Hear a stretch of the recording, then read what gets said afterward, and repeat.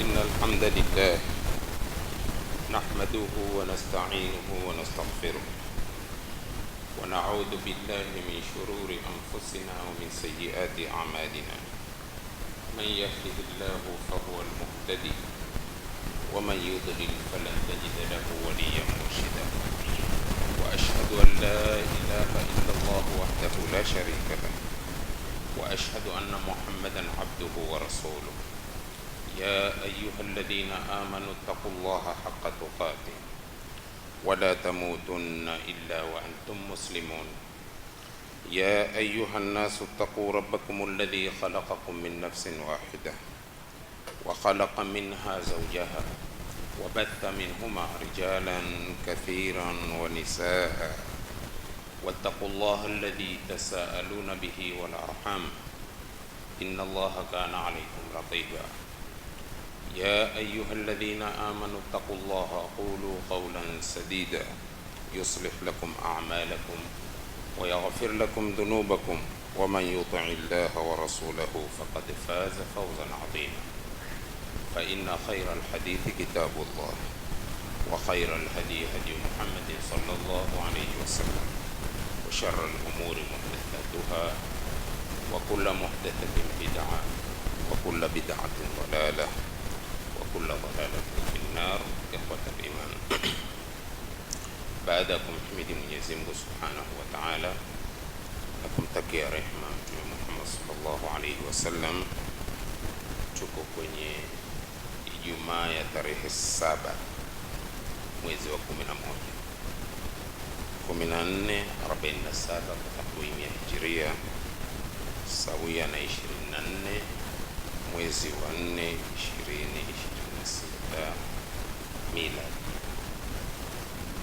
chini ya kivuli cha khutba yetu ya leo kwa inwan kuchunga na kuiga ni mbalimbali. Kuchunga na kuiga ni mbalimbali. Sikiliza vizuri sana. Kwa nini khutba kwa maudhui haya? Kuchunga maana yake ni nini? Kuchunga inaleta maana kulingamana na hizi karina zinazotoka nyuma. Maneno yanayotoka nyuma yamesimama kwenye maana kadhaa. Maana kuna kuchunga vitabu, kuna kuchunga mashairi, kuna kuchunga maneno, kumchungia mtu. Sasa la kuchunga litatupa maana itokavo nyuma kwa ile picha itakaotupa. Kuna kumchungia mtu haingii maana isipokuwa huja maana yoyote. Kumchungia mtu mashairi, kumchungia mtu kwa maana kumzulia mtu, kumzushia mtu, mafhumu. Kisha kuna na kuiga. Sisi pia hukata ili nini kusema kuiga ama kutaba kikwetu. Sasa kuna kumuiga mtu kwa mema na kumuiga mtu kwa sio kwa mema, na kuna kumuiga mtu kwa maovu. Kana mfano Waislamu kuiga kutaba wasiokuwa Waislamu minal yahudi wan nasara, huko huitwa kuiga. Wafahamu? Sasa kuna kuiga wema, bado tuchangulia salafu na saleh, ukawaiga kwa mema yao, pia huitwa kuiga. Kwa nini lakini khutba kwa maudhui haya? Hii khutba imeungana na khutba ya Ijumaa iliyopita kusema sunna ni jambo la kweli. Tulianza khutba kwa unwani hii, sunna ni jambo la kweli. Kwa hivyo ikiwa sunna ni jambo la kweli, inatumaanisha sisi ni urefu. Sunna ni jambo la kweli, kwa hivyo inataka wana sunna wawe wa kweli. Safi. Sunna ni jambo la kweli, wana sunna lazima wawe wa kweli.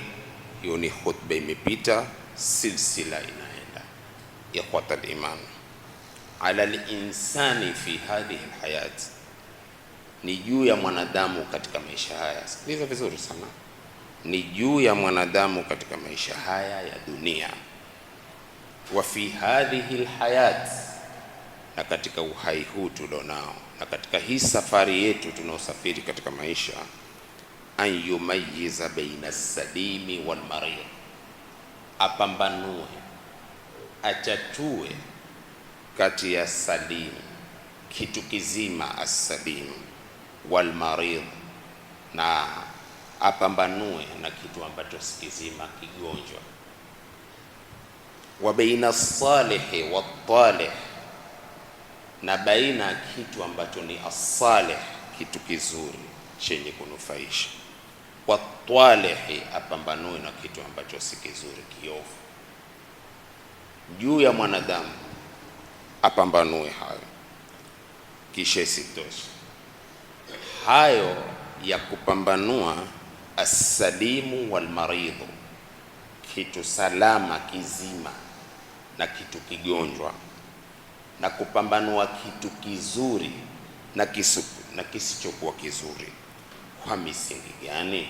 Intabi, wa yakunu dhalika bi ma'rifati al-haqq, hilo linakuwa kwa kuijua haki. Ukijua haki utapambanua kizima na kiovu. Ukijua haki utapambanua ugonjwa na uzima, na mgonjwa na mzima. Intabi, thumma, kisha ulama wasema maarifati ashabi alhaqi, kuwajua watu wa haki. Uijue haki, ujue na watu wa haki. Lazima lipambanuke hilo, na hili la kubadilika kiakili na kidalili. Wewe wapambanua chumvi na sukari, wapambanua mto na bahari, tui kulitia kwenye mpunga, maziwa kutia kwenye maji ikawa chai. Tui hupiki chai, wala maziwa hupiki wali, isipokuwa mkulima ikiwa wamekwenda kupisa huko, wataka kijojo. Kijojo utakipika kwa utapika kwa maziwa, lakini kanuni, kikanuni, utukui chumvi ukalitia kwenye, ukaandikia chai. Tena siku aidi hachumwi chai yako, na hutukui maziwa ka. Intabi, upambanuzi. Sasa ukijua haki utawajua watu wa haki. Fa idha arafta alhaqa, ukijua haki, satarifu ashab alhaqi, utawajua watu wa haki. Sikuchunga mimi. Yaqulu ulama, ulama wasemaje? Na nukuu, lilbahri maddun wa zajrun, bahari na kuyana kufuma kikwetu. Bahari huingia maji yakafura, na bahari hufikia wakati yakatoka kukawa kukavu. Kuyaa huwezi kukuita kufuma, na kufuma huwezi kukuita kuyaa. Sia maskini ya Mungu. Walilqamari naqsun wa kamalu, na mwezi unakupungua unanakukamilika. Huwezi ukamilifu wa mwezi ukaita ndio upungufu, wala upungufu wa mwezi ukaita ndio ukamilifu. Pengine kwa kuwa umepata mabadi ya kusoma kivovote alivyokujalia Mwenyezi Mungu. Mbona Mungu katika Qur'an anasema waman nu'ammirhu nunaqqishu fil khalq? Mbona watungaji usema likulli shay'in idha ma tamma nuqsanun fala yaghurrannaka bitibil aishi insanun? Huu beiti wa kwanza. Mbona wasema likulli shay'in idha ma tamma nuqsan? Ni kweli kila kitu kikitimia huanza kupungua, lakini kilipotimia kimetimia, ukiichi kimepungua. kuichi ni upungufu mpaka uanze. Na ukisema waman nu'ammirhu, pale anapokoma mwanadamu kiumbile kwa kupata ile taamiri ya kisawasawa, ile taamiri usemi kwamba kwa ni upungufu, ni uanzapo ukumbuka. Si tunaelewa na jamani? Tayeb, mwezi ukitimia, umetimia, huwezi kusema umepungua, na ukikatika kipande kupungua, huwezi kusema umekamilika. Hii ndio inaitwa tamyizi ya Muislamu ifaao kwake kumaizi mambo. Ukimaizi mambo, mambo kwenda sawa. Ukitomaizi mambo, ni iltibas baina alhaqi wal batil. Mara watu watatatazika, hawajui mwelekeo ni upi, kama ambavyo hatukupewa sisi ramani ya kutoka mbinguni inayoitwa ramani hii ya Qur'ani tukufu, ilosifiwa na ulama wetu ni kitabu cha kuongoa. Mwenye kutaka kuongoka kwa isiyokuwa Qur'ani haongoki. Ni kitabu cha mafanikio. Mwenye kutaka mafanikio kwa isiyokuwa Qur'ani hafanikiwi. Kumaizi mambo ndiko huchengeza mambo. Mungu aliposema wala talbisul haqqa bil batili wa taktumul haqqa wa antum ta'lamun, limadha khatama Allah tabaraka wa ta'ala biqawlihi wa antum ta'lamun? Hii wa antum ta'lamun ni kwa kuwa mwajua kupambanua cha sawa na kisichokuwa cha sawa. Wa antum ta'lamun. Na hapa aya imefunga baada qawlihi tabaraka wa ta'ala wala talbisul haqqa bil batil, ni kwa kuwa batili si haki na haki si batili. Wa antum ta'lamun ni upambanufu, mwalijua hilo, kwa sababu Muislamu anatakiwa awe na upambanufu, tamyiz kati ya mambo. Ndipo tukamnukuu wanavyuoni kusema hivyo, kisha kusema wadizamani saifun wa shita, na katika zama pana kusi na kaskazi. Kusi huichi kaskazi, wala kaskazi huichi kusi, na ninyi hilo mwalijua. Hivi sasa waweza kunambia amechacha kaskazi, kaskazi ni kali kweli kweli. Hizi hali ambazo zimebadilika, na bado hajaingia kusi atakiwao. Kusi kiingia itakiwao, pengine hata wachuva albadiri wataandika albadiri voice tena ili wapate kufanya kazi. Hayo hayati kudarwa, kwa sababu bado tuaishi. Nishati tupeane mielekeo ya akida sahihi ya kuweza kupambanua cha sawa kisichokuwa cha sawa. Tayib, amma alhaq, umeipata hii point? Hawa ulama sema bahari inakuya na kufuma, mwezi unakukamilika na kupungua, na wakati unakusi na kaskazi. Amma alhaqu, intabih, amma haqi fala yahulu, haki haigeuki, wala yazulu, haki haiondoki, wala yataghayyaru, wala haki haitaghayari, kwa maana haki haibadiliki. Tayeb, haki ni haki, haibadiliki, ni haki tu. Yaqulu ulamauna, ulama wetu wasema alhaqu wassarahatu fadailun tukhallisuka sur'atan mimman yad'una annahum a'azzu asdiqaika. Ya salam, kuna maneno ya kina ya ulama. Asema alhaqu wassaraha, haki siku zote na uwazi. Kusema haki na haki yako ukaisema kwa uwazi, hili nda haki wazi wazi ukalisema, fadhailun, hani katika mambo bora. Inaleta natija gani?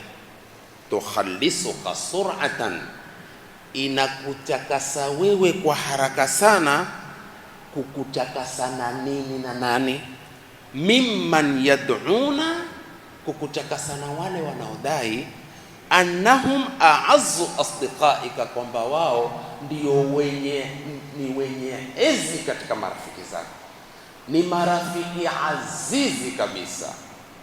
Ala, unjue rafiki yako aziz kwenye mambo mawili, alhaqu wasaraha, haki na uwazi. Ni kweli, angalia utesi mkubwa waweza kuupata kwa kumwambia mtu la haki, balaa kubwa waweza kuzipata kwa kumpa mtu uwazi, kwambia haya uwazi ni kadhaa ni kadhaa ni kadhaa ni kadhaa ni kadhaa. Na mtu kuambiwa la haki, huwa hakutukanwa, huwa waelekezwa haki. Kutukana kinini kwa sababu ya haki? Kukwambia haki ni hii, hiyo ni batili. Lakini angalia pale Mtume aliposema sema haki japokuwa ni utungu. Maneno ya Mtume shati tuwafikirieni, yana mafunzo katika safari ya maisha yetu. Wanasema sema haki japokuwa ni utungu, lajulikana ni utungu mtu kuambiwa ukweli, maana pengine ulilolishika ndiyo hobi yako na sila sawa. Mafumu hivi tanchambalia simba wanda ukantoi nofu la swara, subutu si simba tu, hata mimi hunitoi mashakiki nimeachia katika ndomo. Kinaya mtu, kila mtu afahamu penye maslahi mtu uko tayari hata kutoka roho yake. Kwenye maslahi mtu haweza kuweka dini yake kando, na usisikie usishike. Kwingi ni maslahi kwenye akhiri zamani kuliko ukweli wa kidini. Haya ndio asiyotakiwa, na tutaenda nao haya ila akhiri lahzatin min hayatina, mpaka kipindi chetu cha mwisho cha kufa. Sikia vizuri sana. Wataka kumjua rafiki yako, mwambie la usawa. Atakataa, pengine ni rafiki yako Muislamu lakini hansujudi Mungu, wewe waswali, mwambie hapo, hebu basi twende jaribu, astaghfirullah, mwambie hai, hebu jaribu tu nawe ongea msikitini. Kubwa atakwambia swali wewe ipate pepo. Hasemi Mtume kulil haqqa walau kana murra, mpaka alorehemewa na Mungu, mwambie la kweli swaraha, akwambia asante sana, jazakallahu khairan, umeniokoa. Tayyib. Wa rahimallahu al-Khatib al-Baghdadi haithu dhakara dhalik, Mungu amrehemu al-Imam al-Khatib al-Baghdadi aliposema hivi kwa kiapo, waimullah, ni kiapo iko, inna ar-rujua ila al-haqqi khairun min at-tamadi fi al-batil, mtu kuamua kufanya maamuzi ya kurudi kwenye usawa wa haki ni bora kuliko mtu kudumu na kuendelea kwenye batili. Batili zina mwisho, haki ndiyo yenye kudumu. Kwa nini batili zina mwisho wake, haki ndiyo yenye kudumu? Kwa sababu haki ni haki moja katika majina ya Mwenyezi Mungu, Allahu huwal haqqul mubin. Soma aya katika suratul Nur ile inayosema innal ladhina yarmuna almuhsanati almu'minati alghafilati, mpaka mwisho atasema kesho yaumul qiyama Mwenyezi Mungu Subhanahu yaumaidhin yuwaffihimullahu dinahumul haqq, siku hiyo Mungu atawalipa malipo yao ya haki. Venye kulipwa, wayalamuna, wenye kulipwa watajua, anna Allah, kwamba yeye Mungu huwa, kwa taukidi za kihakika, mwenye kulipwa atajua anna Allah huwal haqqul mubin, kwamba Allah ni haki iliyo wazi. Fallahu huwal haqq, Mungu ni haki, na mwenye kupinga haki huwa anampinga Mungu. Tayyib. Sasa baada ya kusema waimullahi inna ar-rujua ila al-haqqi khairun min at-tamadi fi al-batili, ndipo Umar radhiyallahu anhu akaandika barua ila Abi Musa al-Ash'ari. Umar aliandika barua kumpelekea Abi Musa al-Ash'ari. Sikiliza hii barua na inukuu. Amwambiaje? la yamna'annaka qada'un qadaita fi, isikuzuie wewe qadha kesi uliyohukumu, qadaita fihi faraja'ta fihi ra'yaka, fikra yako kisha ikairudi ile hukumu uliyotoa, ukaiona hii hukumu na irudi na unaona si sawa. Sikilizeni maandiko ya vitabu vyetu, na sisi ndio Waislamu wastahiki wa hivyo vitabu tunavyofafanuliwa na mashaka zetu. Fahadaita fihi, ukapata mwongozo, ukaongoka kwenye hiyo qadha uliyohukumu, lirushdika, kwenye uongofu wako, kuwa ndivyo hukumu sivyo, nimepata miangaza, ndivyo ni hivi. Tayib, anturajia fihi alhaqa, ukapata miongozo ya kurudi kwenye la sawa kabisa, kuambiwa basi rudi kwenye la sawa. Limadha? Fa innal haqqa qadimun la yubtiluhu shay, haki ni ya zamani, haibatilishi na kitu. Haki iliyothubutu ni ya kale, haibatilishi na kitu. Wa muraja'atul haqqi khairun min at-tamadi fi al-batil, na kurudi kwenye haki ni bora kuliko mtu kudumu na kuendelea kwenye batili. Haya yako katika Alamul Muwaqqi'in, juzu ya kwanza, safha 30, kitabu kikubwa cha mwanafunzi mkubwa ya Sheikhul Islam Ibn Taymiyyah ambaye ni Ibn al-Qayyim al-Jawziyya. Uzuri ni mtu kurudi katika haki kwa kumaizi mambo yalivyoendao. Intabi, yaqulu ulama wetu wasema, la yasbahu al-khata'u ala wajhi al-haqqi haqqan. Imeandikwa halivi kosa mbele ya haki kuwa ni haki. Kosa mbele ya haki haliwi ni haki, bisababi tadha'uf al-intishar, kwa sababu ya kuzidi kuenea lile la batili. Wala tasbahu al-haqiqatu khata'a, na uhakika haubadili kwa kosa. Li alla ahadan yaraha, kwa kuwa hakuna anaoona. Watu wameipofoa mato kwa kuona sawa. Kwa hivyo ikiwa watu wamepofoka mato, na sikupofoka kihakika, kuipofoa kwa kutoiona haki, haibadili ikawa ni batili, itabaki kuwa ni haki pale pale. Toi, haibadili batili ikawa haki hakika. Haki ni haki hakika na batili ni batili. Kwa hivyo zuia hapa, mimi sitaki kuondoka hapa, twendeni ni mikao tu na twendeni ni magurupu tu, lakini si kwa kuwa watu hawaijui haki. Watu waijua haki huvaa wakikwetu waambiwa kwa la haki. Tayib, yaqulu ulama, inna ta'yida an-nasi laka ala batil. Si tunao sisi kwa sasa tatuacha mkono watuangusha kwenye batili, watuangusha, tunao hayo kimaandiko. Akwambia inna ta'yida an-nasi laka, watu kukuaidi wewe kwa lako, ala batilin, kukuaidi kwa batili, la yani tahawula al-batili ila al-haq, haimaanishi kugeuka batili kwenda kwenye haki, kuele batili imekuwa ni haki. Wala yani tahawula al-khata'i ila sawabin, wala haimaanishi kosa kugeuka kuwa ni sawa. Falbatilu batilun walau ayyadahu an-nasu ajma'un, batili ni batili hata kama itaaidiwa kutiliwa nguvu na watu wote. Waqatalu min ajlihi, wakapigana vita hasa kwa sababu ya batili. Wal haqqu haqqun walau khadhalahu an-nasu ajma'un, na haki ni haki hata kama itadhiliwa na watu wote. Waharabuhu, tena wakaipiga vita ile haki.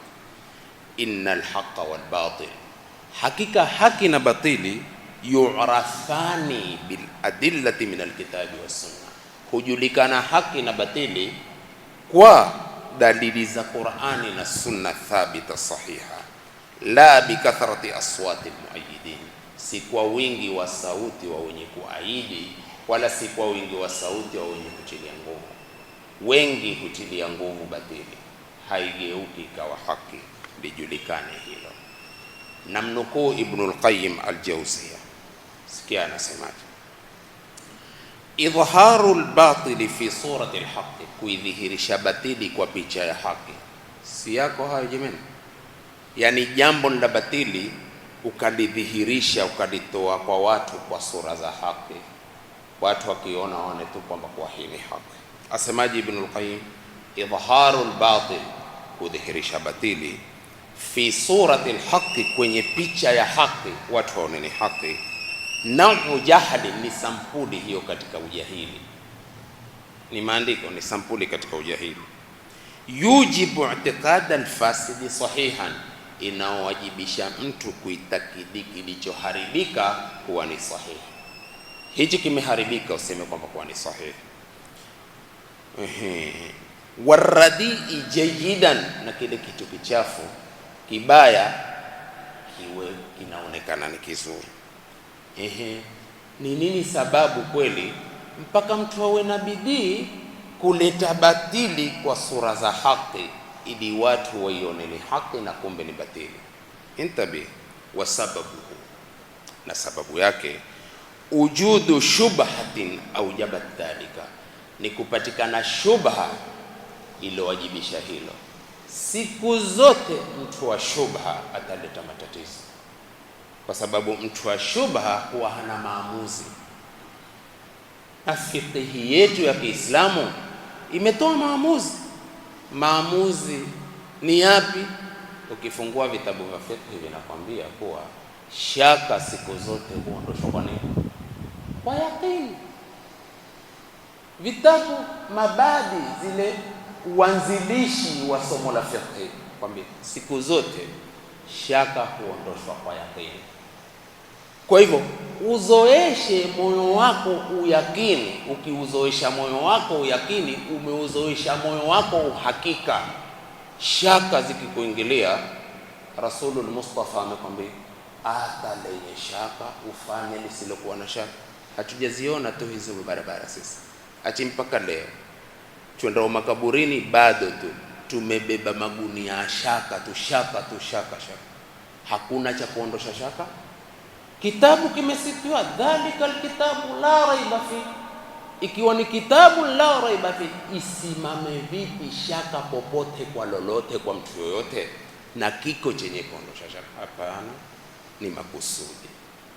Kwa sababu pendo letu sisi ni mikao isivundike. Hebu tuwe ni makweli kwa hapo kabla hatuyafa. Maana huthubutu ya haki ukatoka ubaranganya likabaki lili ikafanya hivyo, au sivyo jamani? Sitaki kurudia, mifano ni mingi, isiikachone savacho safi, isiikachone savacho au ndare kidogo kwenye mengi tukua hili lithubutu vipi kukataliwe kwa kuthubutu muonekano wa mwezi na watu wabane hapa. Si hayo ngwana, si hayo ndio kwambia hata tusiguse tukachonesa wengi. Kwa nini? Ikiwa kina fulani walivyoona ndivyo venye full light za matrela full light utaona kila kitu. Sisi hachuvoni kwa uzuri kwa sababu za sukari. Hebu tuweni wa kweli. Nini ni haya yasiyotakiwa? La sawa twajua ni la sawa, hatutaki tu, kisha na hatutaki kuambiwa. Hawa watu siku zote mpaka kushambulia tu, mpaka kutoke na tuwaamini aseme kuwa mpaka ali. Subhanallah, hizi khutba zitakuwa silsila. Haki ya Mungu tena. Hiya khutba itakofuata ni kwamba watu wa haki yapasa wajue. Tumefahamiana? Maana sasa huona watu twadamani tu shekhi, hugongewa tu mpaka idau lisimame. Na ni jahazi ya sunna hiyo iliyoitwa Safinatu Nuh na Imamu Malik, na mwenye kudipanda jahazi la sunna ataokoka, na ukiata kupanda jahazi la sunna utagama na upache bandari. Lakini iseme bid'a siku zote hawana bid'a. Kuna mengi ya kufanywa, kuna kulea mayatima, kuna kujenga majumba ya mayatima, kuna kulipia watu mafili, kuna kuchangia watu, kupeleka watu India. Hayo yote kufanyika kwake mpaka mtu anyamaze kimya akiliona la bid'a siseme twenda sivyo pia miongoni mwetu. Sasa gea zikizidi ya kulegeza tutaharibu mambo. Mimi nimenukuu mmoja sana, mpaka lini sasa nyinyi mtakuwa hamuati tu ya bid'a? Hivyo wanauliza mimi, hujaliona lolote lingine ambalo nalifanya isipokuwa hapa? Hivyo kweli Yesu afanya lolote? Yani unena mambo bid'a tu, unena mambo bid'a. Lakini okay, sawa hivyo unena. Kwa nini mbona bid'a tu? Kwa nini na siku zote na nini uzushi tu? Sasa siku zote ni uzushi tu na siku zote kutanena.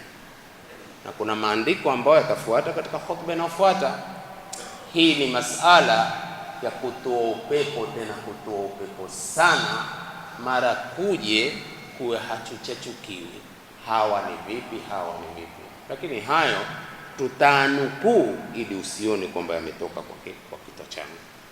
Tumalize khutba kwa neno la Ibn al-Qayyim. Idhaharu al-batil fi surati al-haqqi naw'u jahli, kudhihirisha batili kwa picha ya haki sampuli ya ujinga. Yujibu i'tiqad al-fasid sahih, huwajibisha kuitakidi kisichokuwa kizima kukifanya kizima. Waradhi'a jayidan, na kile kichafu ukakifanya ni kizuri. Tumsome Mtume alipopita kwenye mwanabiashara, magunia ameajaza juu chakula safi kabisa cha kuvutia, akasimama akaweka mkono wake chini, mkono ukawa unaroweka, akiangalia ni muozo mtupu. Yako ni maandiko haya, si masaada kwa ni akina Bahero. Hizi chuki tuzunguzeni ama tuziacheni. Alipotoa mkono Mtume alisemaje? Alisema, kwa nini usimueleze muuzaji? Kwa kuwa juu huku nkurambisha tu picha kuvutia, kisha ukipima ni muozo tu. Ungelimwambia muuzaji akawa na khiari na nguvu zake, akitaka anunua, asipotaka aziachilie mbali. Huu ndio sawa. Lakini hapa kivuta hii picha kwa hotuba yetu ina maana gani hapa? Ina maana umaizi mambo. Hii ndio dini. Dini si mujarrad kumaliza kuswali. Dini ni kumwambia hapa kuna huu muozo, achende zimekaa paka zimefanya vumbi, lakini kuna na hiki kizuri. Khiari yangu mwenyewe, kwa nini lazima? Hata kama ndo wangu baba mmoja sitaki kununua kitu kwako, nisitaki, ni khiari yangu, wala sipati dhambi kwa Mungu. Lakini hatuna usawa kwa namna hii. Hatuna usawa kabisa.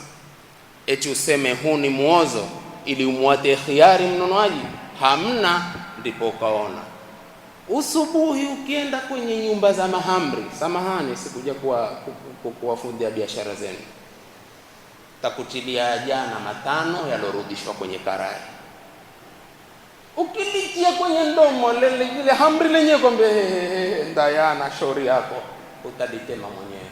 Ndini hiyo potela mbali, hatutahata kwa nena haya. Hilo ni hamri. Ulisikia lini kiazi kuregeshwa tena kwenye karai? Salala, kuna uhuni Kenya hii. Hao ni uhuni tu wa kibiashara. Ukitukua kitu cha jana ukikirudisha tena ni uhuni. Sasa ukichangaza ndivyo Bahero, ndivyo kutonipa viazi vya juzi umeviregesha tena karaini, kila kikichomeka kwa mafuta kuzidi kuwa shaba chuma, taka kuchunda na meni tusile tena. Dini hiyo? Hapana. Dini ifanywe dini, na sio kwa dini ifanywe dini. Sasa ukisema ndivyo takuva hivi mpaka neno katika dunia. haki iwe ni haki, batili iwe ni batili. Tumalize. Ibn al-Qayyim asema wa inma yadkhulu iblisu ala nnasi, ibilisi huingia kwa watu biqadri ma yumkinuhu, kwa kiasi anavyoweza. Wa yazidu tamakunuhum minhum, ibilisi huzidi kumakinika kwa watu ala miqdari tafattunihim, kwa kiasi cha werevu wao, wa ghaflatihim, na kughafilika kwao. Namna mtu atakavyokuwa mwerevu ndio ibilisi una hatari ya kumkurubia, na namna mtu leo ni mughafal, mtu wa kughafilika, ndio usahali kwa ibilisi.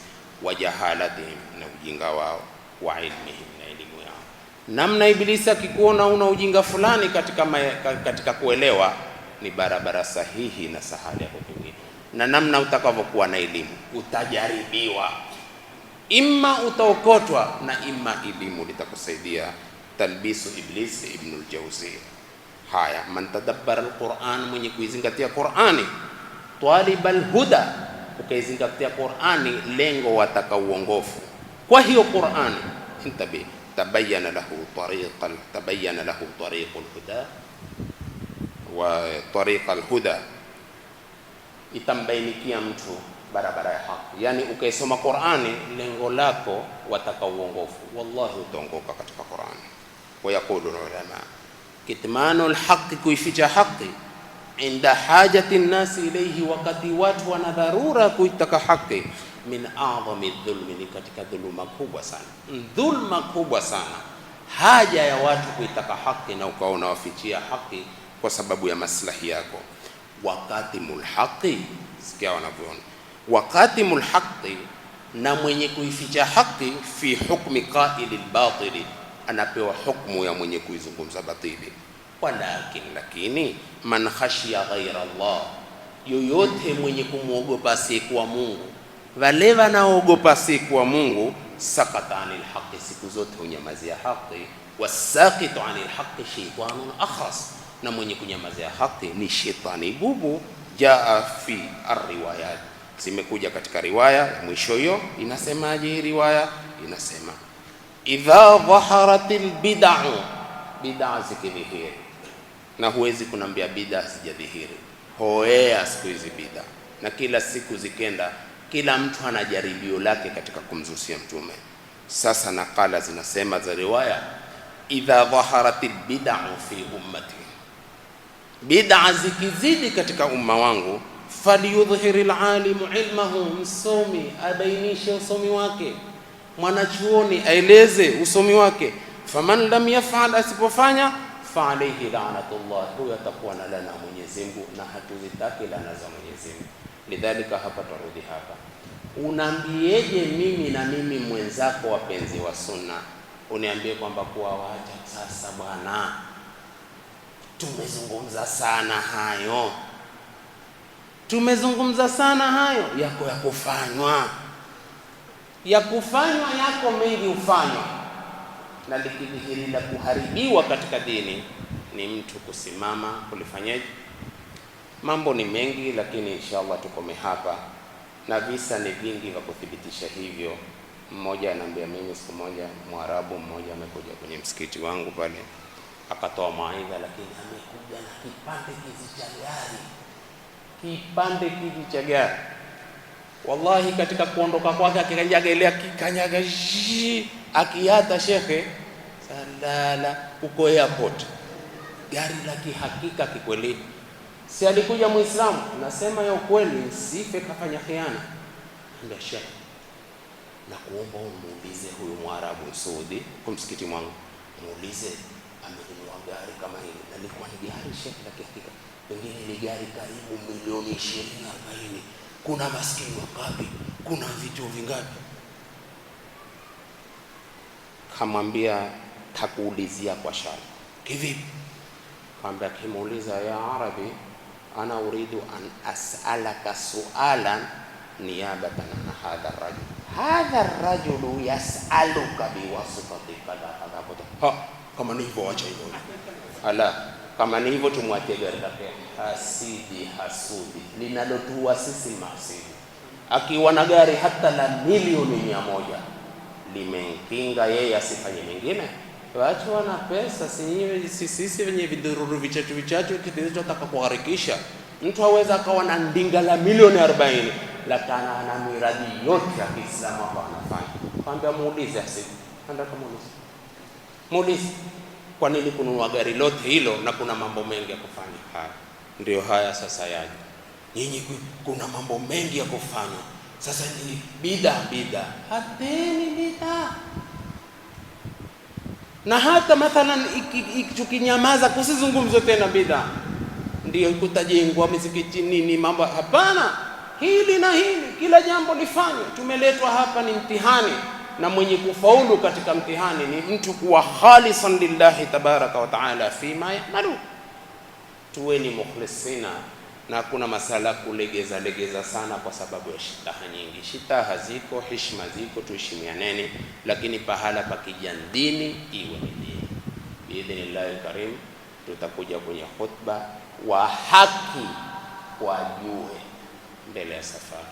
Nilikuwa niwe na muhadhara baada ya maghrib, sitakuwa nao muhadhara. Kwa nini? Imelazimika nirudi kwa sababu kesho tuna hafla ndogo ya kuwapa wanafunzi wetu zawadi waliohitimu.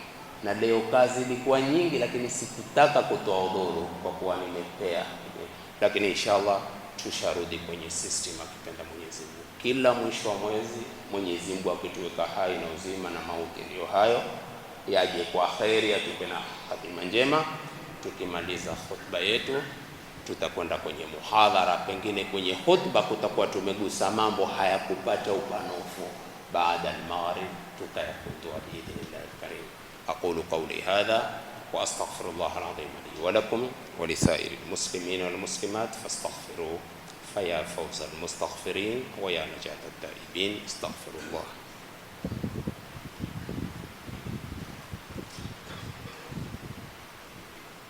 الحمد لله رب العالمين، وأشهد أن لا إله إلا الله ولي الصالحين، وأشهد أن محمدا عبده ورسوله خير الخلق أجمعين.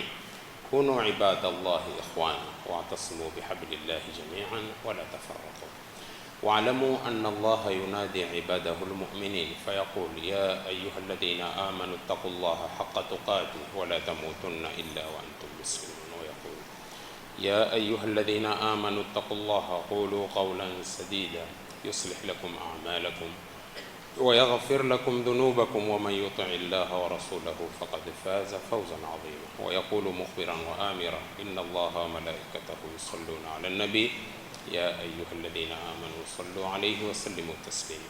اللهم صل على محمد وعلى آل محمد كما صليت على إبراهيم وعلى آل إبراهيم، وبارك على محمد وعلى آل محمد كما باركت على إبراهيم وعلى آل إبراهيم إنك حميد مجيد.